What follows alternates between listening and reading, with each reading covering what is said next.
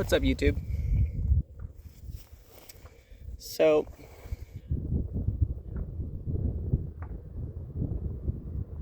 I don't really know what I have to say. There seems to be that I'm at this point where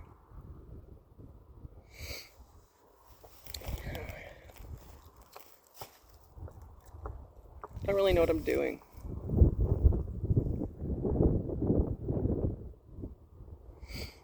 I'm at this place where I'm trying to find out and figure out what's ahead of me, but unless I'm actively searching for it, I don't know if it's going to find me.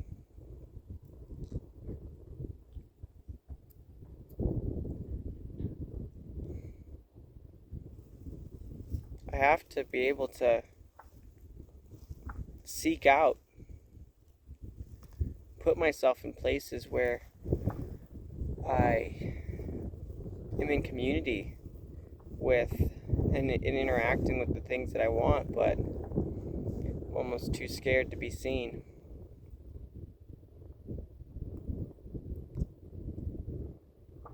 And I almost want to just stay in my own shell. But the thing is with any creative path, it's actually an incredibly vulnerable path. It's an incredibly difficult path. It's one that requires you to be seen. It's one that requires you to put yourself out there and be vulnerable. And you have to realize that any desire to be perfect is actually what hinders you from achieving anything, of accomplishing anything, of going out and creating something.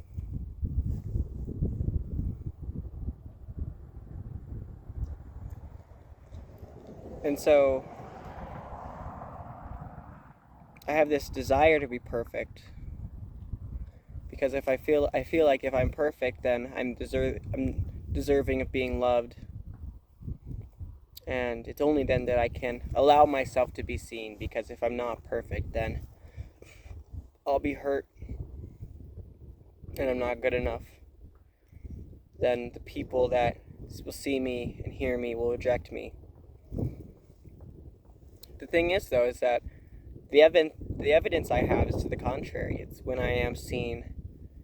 It's when I allow myself to be vulnerable, when I allow myself to face that rejection, face the unknown, that I actually grow and I'm actually reciprocated love.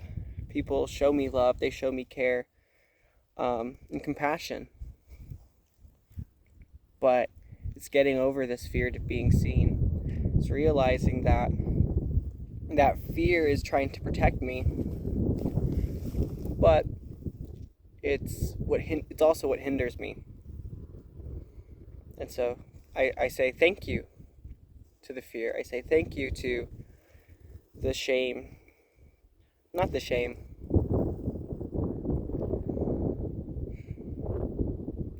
Because that's the other thing, is that when you're on this creative path, you end up really getting into the weeds of it. You end up really getting into the weeds of your own feelings, your own desires, your own thoughts, and you get into the weeds of it. You get into the muck, and it ends up becoming messy and complicated, just like we all are as humans. Where I can think of really any excuse to justify me not doing something. But then it's actually the act of me not doing something that causes me to have anxiety. It causes me to feel sick, literally sick. By not expressing myself, it's actually leading me closer to death, instead of expressing myself, which is life. And so you find yourself at this weird crossroads, or this weird juxtaposition, quite often actually. Really, when you're trying to express just about anything, or at least for me, that it comes between this weird juxtaposition of life and death, of existence and non-existence. And the reality is that anything is better than nothing. The fact that I exist at all is valuable. It's something that is inherent to my being, my existence. And so there's really not a good reason not to express myself, even in all its messy and complicated feelings. I think there's a humility and an earnestness that actually serves as a bridge for connection that I'm afraid of. That a lot of the things I'm afraid of, this earnesty and humility will bridge. And trust in myself. But then it always comes back to action. It comes back to actually doing the things that I want to do. And saying the things that I feel compelled to say. And kind of detaching myself from the results. Allowing myself to be so vulnerable and intimate with what I'm creating, but then also not let it consume me.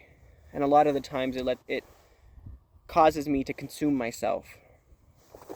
It consumes me, and I end up not doing anything, and that ends up just hurting me and causing me suffering. So it's just this path that I've chosen to be on, and it's one that is very active. It's a very active path. It's a very vulnerable path. It's an intimate path that requires me to put myself out there, invites me in. And so it's an experience of consciousness. It's an experience of being alive, an experience of being human. And if that's not the most human thing, then I don't know what is.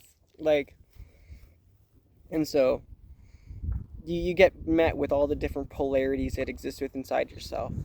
And it's almost like I'm trying to seek a way to transcend them, but I haven't meditated on that. And so trying to transcend that paradigm. But until I do that, here we are. And it's almost like I'm viewing myself as something to fix, which isn't true. I'm not something to fix. There's nothing to be fixed. When there are no words, there's no language, there's no boundaries. Everything is connected. And I think that's true. And so, again, just also allowing myself to sit in the beauty of everything, in the love and connection and truth of it all. That's honestly my message. A lot of the times, that's my message. But at the same time, there's so many other parts of this that exists that makes it difficult to see that. And honestly, it's those barriers that prevent you from seeing that and feeling that connection and being connected to the oneness of everything that actually hurts me long term. And so it's those things that keep us from that we actually need to see through and move out of our own way. Those areas that prevent us from feeling that connection are those areas of misalignment that are inviting us into deeper connection and deeper alignment with ourselves and our true values and what we really are.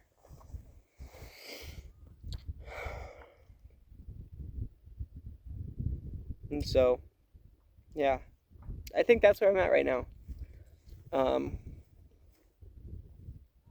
I'm really feeling called to express, but at the same time, it's also this juxtaposition that I don't know what to express and I don't know